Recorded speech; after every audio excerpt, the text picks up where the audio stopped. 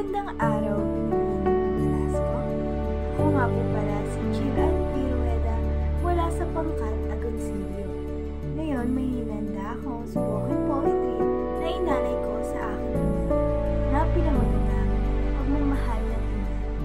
Aking inang minamahal, sa akin na pag-isipang lumayo, sa iyong paningin mawala ang labo, na kahit isang saglit lang, ako'y hindi mapansin. Sa iyong mga matay na ako, na para bang nangyayari. Ngunit sa aking pag-isa, ay mayroong napagtantong kailangan kita sa buhay kong puno ng takot at pangamba.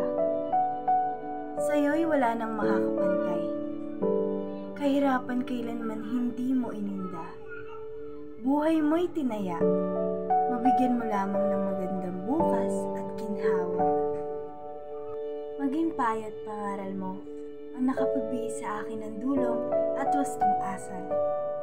Magdalaga man hanggang sa pagtanda, ikaw pa rin ang ilaw at gabay ko. Ganyan ka kung paano magmahal.